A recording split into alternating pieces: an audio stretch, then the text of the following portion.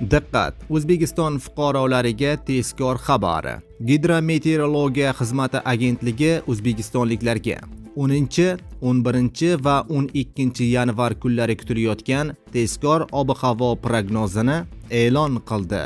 Barcha fuqarolar tezda xabardor bo'ling.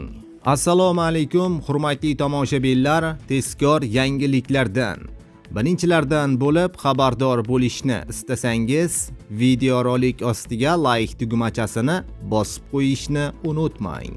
Like bosganlar video oxirida 15 ming so'm egasi bo'lasiz.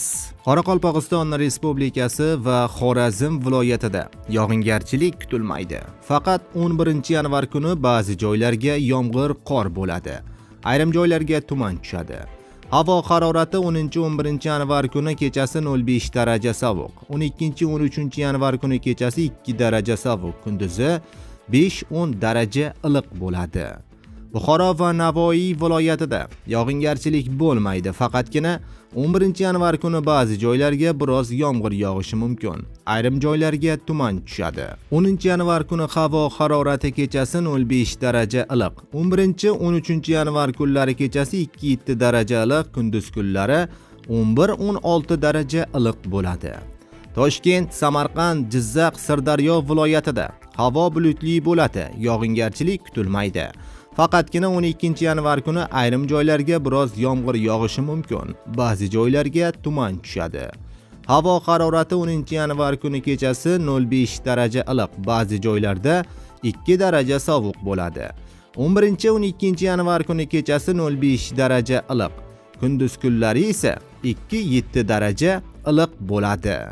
Qashqadaryo va Surxondaryo viloyatida havo bulutli bo'ladi, yog'ingarchilik kutilmaydi. Ba'zi joylarga tuman tushishi mumkin. Sharqiy shamol yo'nalishini o'zgartirib g'arbdan 7-12 metr/sekund tezlikda esadi. Harorat 10 yanvar kuni 05 daraja iliq, 11-13 yanvar kunlari 3-8 daraja iliq, kunduz kunlari 13-18 daraja iliq bo'ladi. Andijon, Namangan va Farg'ona viloyatida havo o'zgaruvchan bo'ladi, yog'ingarchilik kutilmaydi. Ba'zi joylarga tuman tushishi mumkin. Harorat 10 yanvar kuni 05 daraja iliq, kunduz kunlari 7-12 daraja iliq bo'ladi.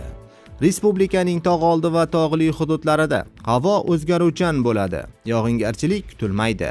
Ba'zi joylarga tuman tushishi mumkin. Shamol sharqdan 7-12 metr/sekund tezlikda esadi.